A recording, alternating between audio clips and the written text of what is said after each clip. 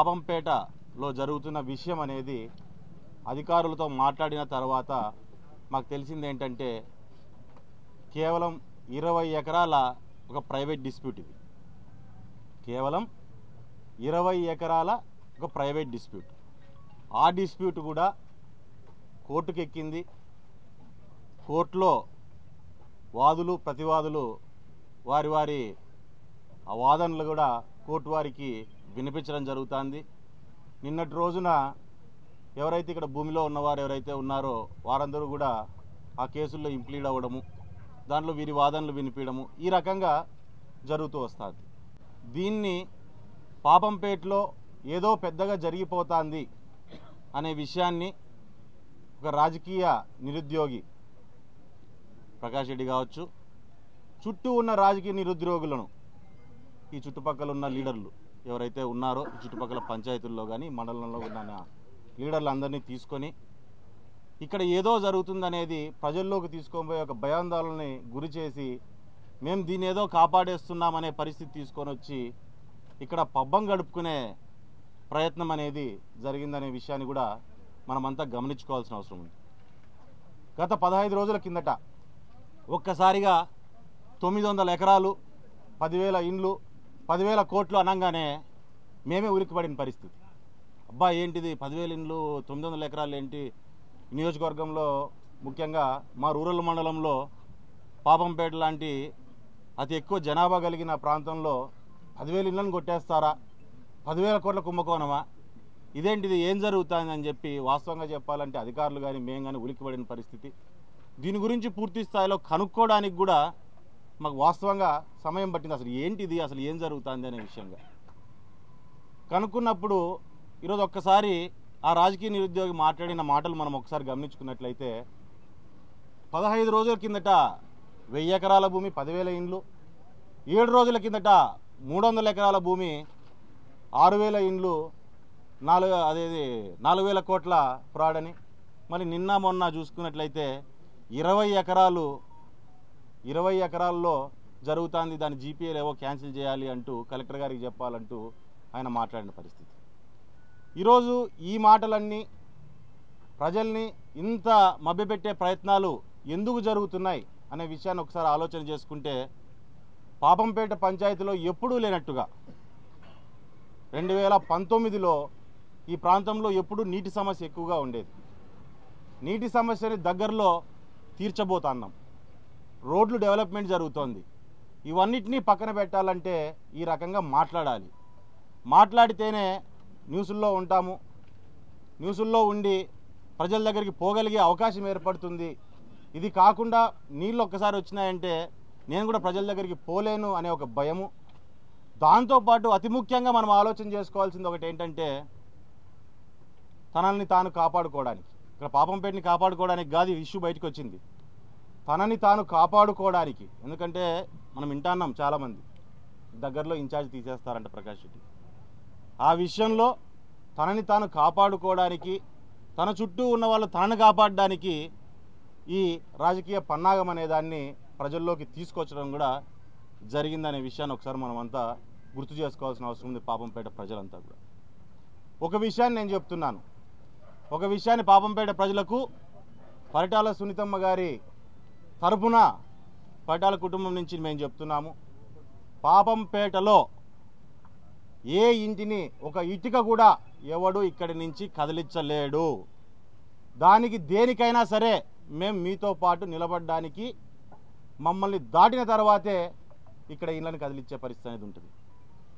పాపంపేటలో ఒక్క ఇంటి మీద చేయబడినా అది మా ఇంటి మీద చేయబడినట్టుగానే మేము భావిస్తామనే విషయాన్ని దయచేసి ప్రజలందరూ గమనించుకోవాలని చెప్పి నేను తెలియజేస్తున్నాను. గతంలో జరిగిన సంఘటనలు ఒకసారి గుర్తు చేసుకుందాం. విద్యారణ్ నగర్లో 4 ఎకరాల 20 సెంట్లు, 4 ఎకరాల 20 సెంట్ల భూమి ఇదే రకంగా డెమాలిషన్కి వచ్చినప్పుడు ఎక్కడో చెన్నైలో ఉన్న సుబ్రహ్మణ్యం అనే అతనితో మాట్లాడి, ఇక్కడ ఎవరో అగ్రిమెంట్లు వేసుకున్న వాళ్ళతో మాట్లాడి పూర్తి స్థాయిలో ఆ సమస్యను క్లియర్ చేయడానికి అక్కడున్న లోకల్గా ఉన్న ఎవరైతే ఉన్నారో నాయకులు, పెద్దలు, వాస్తవంగా చెప్పాలంటే అక్కడ లోకల్గా ఉన్న పెద్ద మనుషులందరినీ ఒక గ్రూప్ చేసి మీరు ఏదైనా మాట్లాడి దాన్ని క్లియర్ చేయండి అని చెప్పి ఆ రోజు దగ్గర దగ్గర 2 కోట్ల రూపాయలకి 4 ఎకరాల 20 సెంటర్ భూమిని మాట్లాడడం జరిగింది. దాన్ని క్లియర్ చేసే ప్రయత్నం చేయడం జరిగింది. అందులో భాగంగా చేస్తున్నప్పుడు ఇదే ప్రకాష్ రెడ్డి మధ్యలో దూరి ఊరికే అయిపోతుంది భూమి మీరెందుకు కడతారని చెప్పని ఆపేసిన పరిస్థితి కూడా మనం ఆ రోజు ఒకసారి గుర్తుపెట్టుకోండి. ఆ రోజు ఆ సమస్య పూర్తిగా తెగకపోవడానికి కారణం కూడా ఎవరనే విషయాన్ని మీరు ఒకసారి గుర్తుపెట్టుకోవాలి. తర్వాత ఆయన ఎమ్మెల్యే అయినాడు. అయినా కానీ సమస్యని పక్కన బారేసి కేవలం రాజకీయ లబ్ధి కోసమే ఆ సమస్యను వాడుకున్న పరిస్థితి. ఎమ్మెల్యే అయిన తర్వాత పక్కనే ఉన్న మరొక 4 ఎకరాల భూమిని 4-5 ఎకరాల భూమిని దాన్ని కూడా ఆ రోజు సాల్వ్ చేసి దాన్ని ఏదైనా క్లియర్ చేద్దామని చెప్పి మేమంతా ప్రయత్నం చేసినప్పుడు లోకల్గా అక్కడ ఉన్న సమస్యను ఏదైతే ఉందో ఆ సమస్యను కూడా పూర్తి స్థాయిలో క్లియర్ చేయాలని ఆలోచన చేసినప్పుడు ఆ సమస్య ఉండడం వలన కూడా ఆ రోజు మాట్లాడలేకపోయినాం. తర్వాత ఈయన కూడా హామీ ఇవ్వడం జరిగింది దాన్ని నేను క్లియర్ చేస్తానని. ఆ తర్వాత వాస్తవాలు మాట్లాడుతున్నా వినండి ఒకసారి. దీన్ని ఖచ్చితంగా వినాల్సిన అవసరం ఉంది. ఎందుకంటే ఇన్ని రోజులు ఈయన చేసిన ఆరోపణలకు ఇదే సమాధానం. ఆయన చేసిన చీకటి ఒప్పందాలే సమాధానం. డైరెక్ట్గా వాళ్ళతో మాట్లాడింది ఒకటే, భూమి నాకు రిజిస్టర్ చేయండి, జనాలతో నేను మాట్లాడుకుంటాను అని మాట్లాడినప్పుడు వాళ్ళు రిజిస్టర్ చేయకపోగా డైరెక్ట్గా మాట్లాడుకొని భూమిలో ఉన్న ఇండ్లు ఎవరైతే ఉన్నారో వాళ్ళలో 5-6 మందితో సెటిల్ చేసుకోవడం జరిగింది. సెటిల్ చేసుకున్న వెంటనే మీరు ఎందుకు చేసుకుంటారో కోర్టుకు పోండి అని చెప్పని వారిని కోర్టుకు పంపించి డెమాలిషన్ ఆర్డర్ వచ్చేంత వరకు తీసుకొని పోయిన వ్యక్తి ప్రకాష్ రెడ్డి. దీన్ని మర్చిపోవద్దండి. ఎప్పుడైనా సరే మొదటి నుంచి ఈ జిల్లాలో ఈ ప్రాంతాల్లో ప్రజల పక్షాన ప్రజల కోసం నిలబడిన వ్యక్తులు కుటుంబం మాది. ఇప్పటికీ ఎప్పటికైనా సరే మేము నిలబడేది ప్రజల పక్షానే. అందులోనూ దాంట్లో నాకు సంబంధించిన వాడు కావచ్చు, అవతలవాడు కావచ్చు, అది వెంకట్ కావచ్చు అంటే ప్రకాష్ రెడ్డి కావచ్చు, అది వాడు కావచ్చు వీడు కావచ్చు, ప్రజలకు ఆపోజిట్గా వస్తే ఎవడైనా నాకు ఒక్కటే అనే విషయాన్ని నేను ఈ సభాముఖంగా మీకు అందరికీ తెలియజేస్తున్నాను. మాట్లాడుతూ నేను ఏం చెప్తున్నాడంటే పులి రక్తం మరిగింది. ఎస్, పులి కడుపును పులే పుడుతుంది, పులి రక్తం మరిగేది కాదు. నేను పులి అయితే నువ్వు పాముగా తయారైనావు. తను పెట్టిన గుడ్లను పాము ఏ రకంగా తినేస్తుందో ఆ రకంగా వైఎస్ఆర్సీపీ నాయకులను కొన్ని కోట్ల ఆస్తులను ఈ చుట్టుపక్కల నీ కార్యకర్తలదే నువ్వు మోసం చేసి తినేసిన పరిస్థితి. అందుకే నిన్ను ఇన్ఛార్జిగా తీసేసే పరిస్థితి ఉంది. ఇక్కడ దీంట్లో నిజం ఎంతుందో తెలియదు కానీ ఉలిక్కిపాటు మాత్రం చాలా ఉంది. ప్రకాష్ రెడ్డి ఉలిక్కిపడుతూ అమ్మా ఇక్కడ ఏదో ఒక సమస్యను క్రియేట్ చేస్తే ఖచ్చితంగా పైన జగన్ ఏదో అనుకుంటాడని. కానీ వాస్తవంగా ఇతను ఏం చేసుకున్నా జగన్ ఇతని మీద ఏమో మంచి ఒపీనియన్ ఉందో లేదో నాకు తెలియదు. మరి ఇట్లాంటి వాళ్ళని నమ్మి జగన్ ముందుకు వస్తాడో లేదో కూడా అతను ప్రశ్నించుకోవాల్సిన అవసరం ఉంది.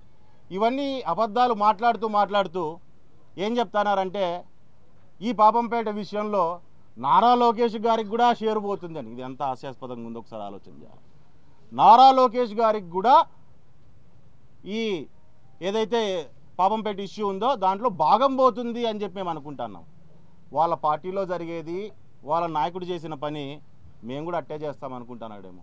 మా పార్టీ అట్లాంటిది కాదు ప్రకాష్ రెడ్డి, మా పార్టీ అట్లాంటిది కాదు. వాళ్ళు తప్పు చేయరు, కింద ఉన్న వాళ్ళని చేయనియరు. చేసినా మన లేకోకుండా ఖచ్చితంగా చర్యలు తీసుకుంటారు. ఈరోజు నేను ఒకటే విషయం అడుగుతున్నా ప్రకాష్ రెడ్డి గారిని. ఈరోజు నువ్వు అమ్మా డైరీ అని చెప్పని 6-7 కోట్ల రూపాయలు ఈ నియోజకవర్గంలోని మహిళల దగ్గర కలెక్ట్ చేసుకున్నావు. దాంట్లో జగన్కి ఎంత షేర్ ఇచ్చినావు? ఆలమూరులో 45 ఎకరాలని లీగల్గా ఉన్నా కానీ లేదని చెప్పని అక్కడ వాల్మీకి సోదరులందరినీ కూడా గొర్రె కషాయాన్ని నమ్ముతుంది. ఎట్లుంటుందంటే గొర్రె కాపర్ని నమ్మదు, కషాయాన్ని నమ్మేది. ఒరే మీకు పని అవుతుందిరా నాయనా అని చెప్తా అంటే కూడా వినుకోకుండా ప్రకాష్ రెడ్డి మాట్లాడి దగ్గరికి పోయితే 8 లక్షలు 7 లక్షలు ఆ రోజుకి ₹1 కోటి ఎకరా ఉన్న భూమిని 7-8 లక్షల రూపాయలకి తీసుకొని కలెక్టర్ ఎన్ఓసీతో ఈరోజు నువ్వు కబ్జా చేసుకున్నావు. అందులో అమ్మ డైరీ పెట్టి ఏదో ఉద్ధరించేశాను నియోజకవర్గాన్ని అని చెప్పి చూపించుకున్నావు. దాంట్లో ఎంత తిన్నావు? ఎంత షేర్ పంపించినావు జగన్కి? ఈరోజు పైప్ లైన్ అవుతుంది. ఈ పైప్ లైన్ ఈరోజు పాపంపేటకి ఏదైతే వాటర్ పైప్ లైన్ వస్తుందో 5 సంవత్సరాలు డిలే అయింది. 5 సంవత్సరాలు డిలే అయింది. ఎందుకు డిలే అయింది?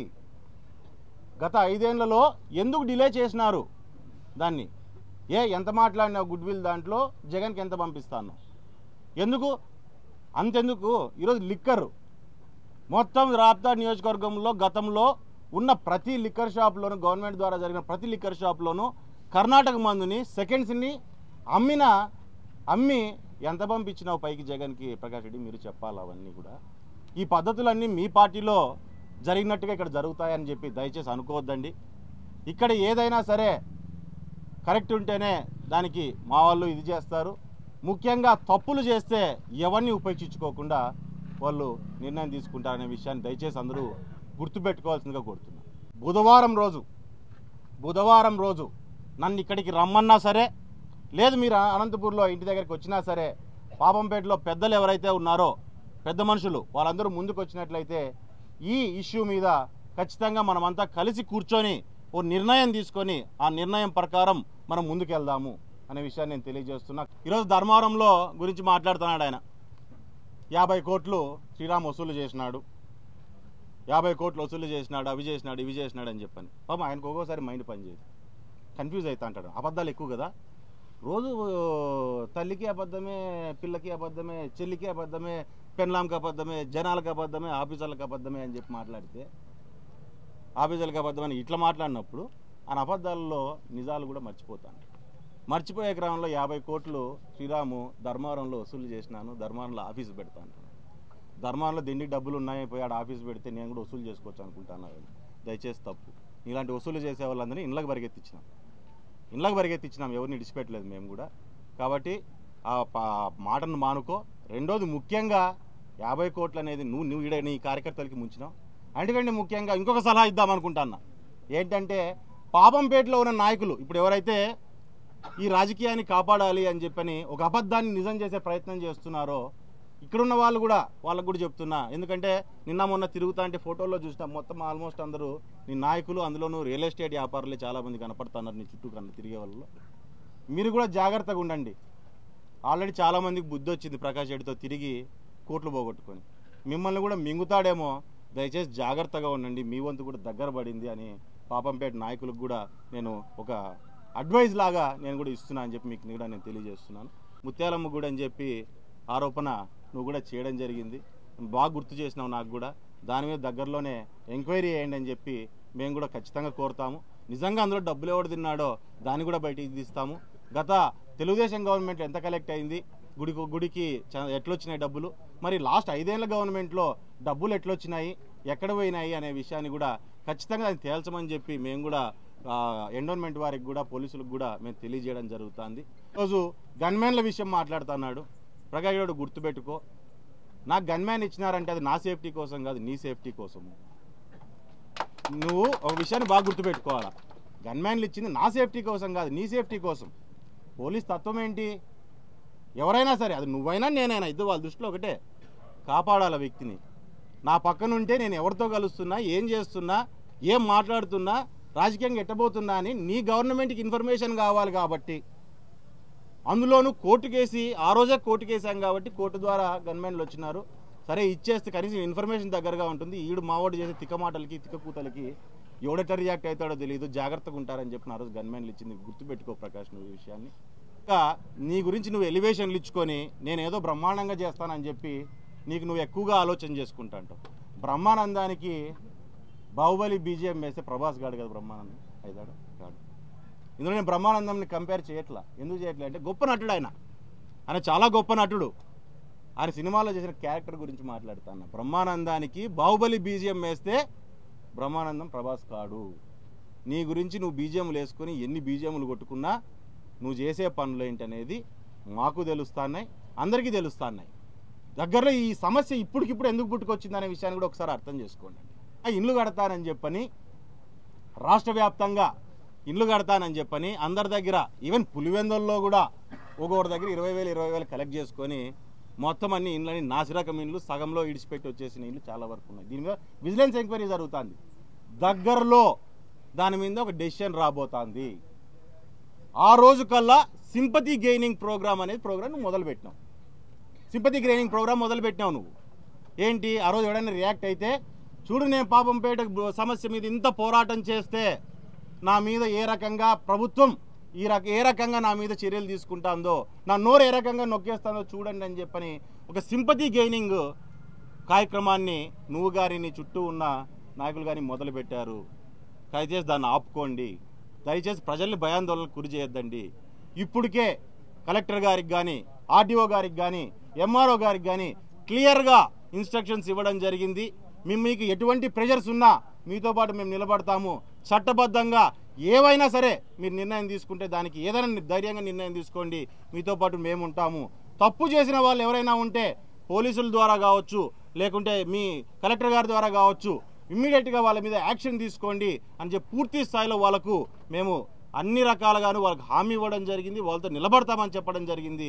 మాకు ఇక్కడ ముఖ్య ఉద్దేశం పాపంపేటలో ఎవరూ కూడా ఏ ఇంటిని ముట్టుకోకూడదు, ఏ సమస్యని, ఏ ఇంటిని, ఏ కుటుంబాన్ని కదిలియకూడదు అనేదే మా ముఖ్య ఉద్దేశం. కాబట్టి అదే పద్ధతుల్లో మేము ముందుకెళ్తున్నాం. వాళ్ళు కానీ వీళ్ళు కానీ ఎవరు వచ్చిన దగ్గర సమస్య చెప్పిన వాళ్ళు లేరు. నా దగ్గరికి ఎవరు రాలా.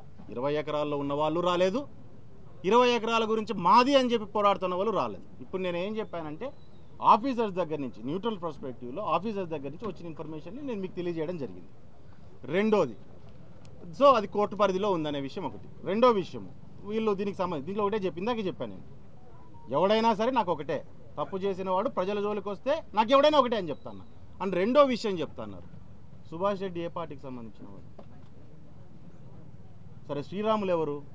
ప్రకాష్ రెడ్డికి అతి దగ్గరగా ఉన్న కనగానపల్లిలో ఒక అనుచరుడి సొంత బామర్ది. ఇది ఇష్యూ చాలామంది తెలియదు అనుకుంటా. సొంత బామర్ది, కనగానపల్లిలో ఇతని అనుచరుడి సొంత బామర్ది. సో ఈరోజు ప్రకాష్ రెడ్డి కానీ, సాక్షి పేపర్ కానీ, శ్రీరామ్ అనేవాడు నిజంగా క్యాన్సర్కి ముందు కనిపెట్టినా ఎట్లా చూస్తాను, నడిమంకులో బాటిల్ నింపుకొచ్చిన అడరా అని చెప్తారు. నేను ఎంత మంచి చేసినా నన్ను చెడ్డగానే చెప్తారు, కానీ నా గురించి మంచి ఏం మాట్లాడరు. వాళ్ళు టార్గెట్ చేయలేండి, సిద్ధార్థని టార్గెట్ చేసినారు. ఈ విషయంలో శ్రీరామ్ని టార్గెట్ చేయలే, సిద్ధార్థని టార్గెట్ చేసినారు. గతంలో మాట్లాడినాడు, చాలా ఇన్ఛార్జీలు పెట్టినారు, వాళ్ళని పెట్టినారు, ఇది చేసినారు, అది చేసినాడు. ఆయన డైరెక్ట్ ఎమ్మెల్యేలనే పెట్టి పారేశారు మండలానికి. ఈరోజు ఏదో ఎలక్షన్కి వచ్చినాడు, చూసుకున్నాడు, ఎప్పుడైనా వస్తే నెలకు 2 నెలలకు 3 నెలలకు ఇంటికి వస్తే వచ్చిన లీడర్లు కలిసి ఎలక్షన్లు చేసినారు కాబట్టి వాళ్ళతో మాట్లాడుతూ అంటారు. ఇక్కడ ఒక వ్యక్తిని నెగిటివ్ చేసుకొని పోతే అక్కడ విలన్, కామన్ విలన్ ఉంటేనే వీడి కథ రక్తి కడుతుంది అనమాట. ఆ రక్తి కట్టించే క్రమంలో సిద్ధార్థని అభంశుభం తెలియని సిద్ధార్థనే తీసుకొని వచ్చి ముందుకు పెట్టినాడు. ఎందుకంటే శ్రీరామ్ అంటే ఇంకా మాట్లాడుతూ ఉంటాడు, అనంతపూర్లోనే ఉంటాడు. ఎవడన్నా వచ్చి డైరెక్ట్గా అడగొచ్చు, ఏంది ఇది అని చెప్పి అడగొచ్చు, ఏదో సమాధానం చెప్తాడు. సిద్ధార్థ అనేవాడు అందుబాటులో ఉన్నాడు కదా, అక్కడ హైదరాబాద్లో ఉంటాడు, ఎప్పుడో ఒకసారి వస్తా అంటాడు. మాట్లాడితే ఈ గ్యాప్లు గబ్బులు అయిపోవచ్చు అనేది వాళ్ళ ప్రయత్నం. తెలుగులో ఫాస్టెస్ట్ న్యూస్ ఇప్పుడు కొత్త అవతారంలో 5 సెకండ్లోనే పూర్తి వార్తా సమాచారం మీ చేతిలో. సోషల్ మీడియా ట్రెండ్స్ మీ కళ్ళ ముందుకే live TV and voice search options తో ఇప్పుడే డౌన్లోడ్ చేయండి. యాప్ లింక్ డిస్క్రిప్షన్లో ఉంది.